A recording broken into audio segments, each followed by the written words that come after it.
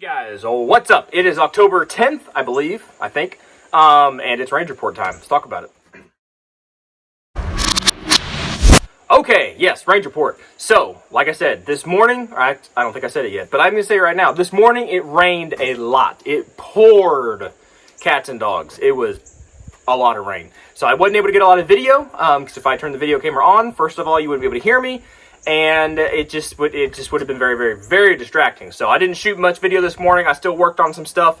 This afternoon, I was able to get some done. So we will have some content coming out for y'all here before too long, once I put it all together. But some of the things we worked on today was this guy.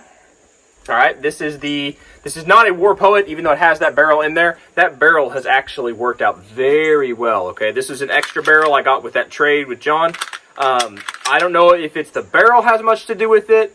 I put the OEM spring back in it. I had a Lighten spring, but this guy is working pretty stinking well with that Omega 9K, okay? Pretty stinking well. Omega 9K is right here. So, yeah, I don't know how well it comes across in camera, but listen. It feels like it's on ball bearings, right? It is very smooth cycling, okay? That doesn't mean, it doesn't make a whole lot of difference when you're actually shooting the gun, but it does seem to, whatever the magic is happening, it does seem to have worked out some stuff as far as the suppressor goes, right? So it is cycling a lot better with the suppressor, okay, with this little guy on here. Beautiful little setup, and it teams up very well. I'm going to knock stuff over. With this guy, with the Armadillo concealment holster, teams up very well with that. I need to get something to have a little bit more standoff right here, because when you go to get your grip, this clip, you know, the Safariland QLS, I think it's their QLS system, kind of gets in the way. So I need something to stand off a little bit so I can get my hands all the way around it, because this is not set up as a concealment thing, so I don't need to be discreet about it. But worked out very, very well. I really like this setup. I really like this guy. For whatever reason, just this whole general look and feel of this thing is beautiful. It's really beautiful. It shoots very well. Again, it cycles very well when you have good ammo. I brought out some really, really low power 165 grain 9mm loads, and it would about 80-85% of the time it would cycle fine, and then sometimes it didn't eject it all the way out. So failures to eject and just some simple stuff like that. But that's with some super, super low power 165s. With the 147s and 115s, this guy's rocking and rolling.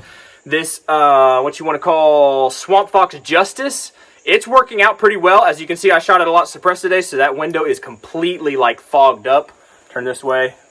You can see maybe...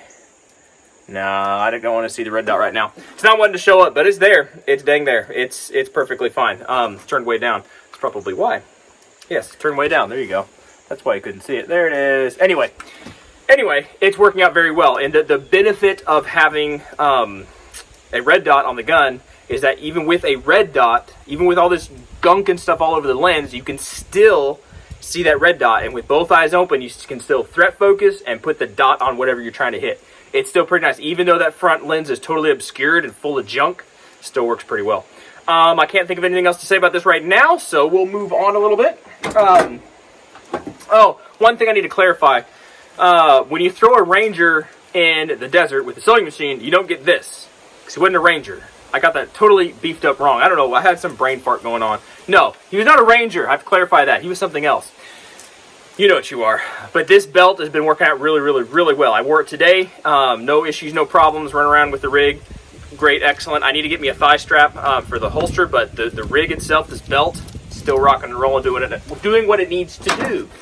Some other stuff we worked on. We've got some 9mm brakes.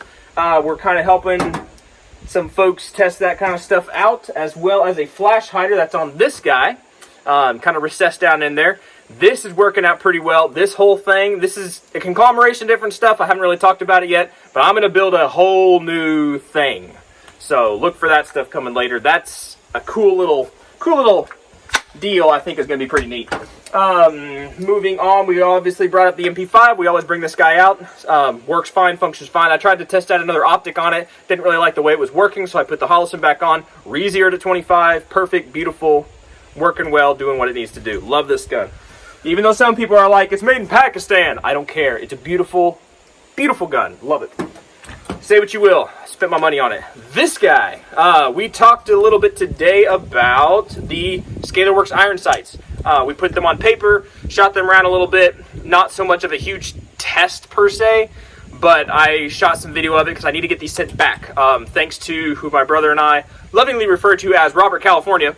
If you catch that reference, you're pretty cool. And that's a good thing, and we're not saying that as a bad thing. But he sent me these out to test out, not really to test, but to use on the channel and just kind of see what I thought about them. An independent guy, not a company or anything. So even if he was sponsoring me, which he's not, there's no money or anything. I'm sending these things back to him, and he's not a company. So anyway, he had these on a build, and he sent them to me to look at. So I'm looking at them, and I think they're actually pretty cool. So I'll do a video on that, just kind of explaining that. It's not a full blown out kind of a, destructive testing kind of, or a super 30-minute long review. I don't know what a whole lot you can say about iron sights, but they work out pretty well. So spoiler alert, they work, and I like them. It's just expensive. All right, that's this guy, and he worked out very well. Let's move on to what else we got. We talked about these guys. We put this guy on paper today. I took this optic. This is a Holosun. I love Holosun optics. I put this guy on this gun. This gun is something I haven't really talked about a whole lot. I'm still kind of configuring it and putting it the way that I like it. But this is a 300 blackout. Little bitty gun. Teams up very well with an Omega 9K. Hopefully I'll get another suppressor on here before too long that I think will just beautify this whole thing and make it just gorgeous and work super, super, super well. It works very well right now, and I'm getting it dialed in.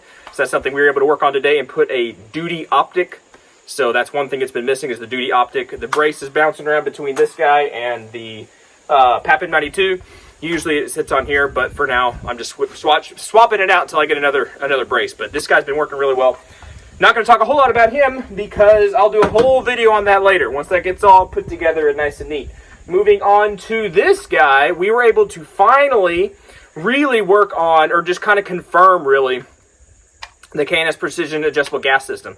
Works very well. Without the suppressor, it's not running, which is fine because this whole point of this thing is to run this guy suppressed, all right? With this 100-pound arms, it kind of works okay. It's just not the best suppressor in the world at all. I think there's some major improvements that could be done to it. But with this brace on here, it changes this guy. So with a direct mounting system, right, which I was able to thread the barrel, that has changed some things. With this brace, that has changed some things. So I really want to kind of tune this guy out, work it out. And the K&S, that really makes it not kick so bad. Like, surprisingly, it balances this gun out, makes it very easy to shoot. Very nice. So I really like it. We were able to play with that today, work out some of those bugs. And last but not least, let's put this guy down this way. We kind of played around with this guy, which he's still another gun in the making. Another whole philosophy. It's a 9mm. We'll leave it at that. I was able to shoot it and just kind of confirm its function pretty much. And we will be doing more stuff on this. This will be pretty cool. I think this will be an awesome gun. But I got to get it all built first. But this is Range Reports. We don't have to explain anything. We're just telling what we did. Other than that, I think that's pretty much it. We got some targets. They're back here in the back. Kempter Custom, I believe, is the company's name. He makes some awesome knives, makes some awesome targets, makes some hitch covers. They're underneath here right now. Can't really see it. But he makes some awesome, sweet targets that we shoot out here. And I got some from him, so later on down the road, I can use them at another location. Haha. But we don't know where that location is yet. There you go. I think that's pretty much it. All right, guys, if you have any questions about anything you saw here, please let me know. I'll do my best to answer. And if I don't answer, it's probably because I'm making a video and I don't want to spoil it. So look for these kind of video things in the future. And we will get out of here before I get in big trouble for not being at home early. All right, y'all be good to be safe, and we'll catch y'all in the next video.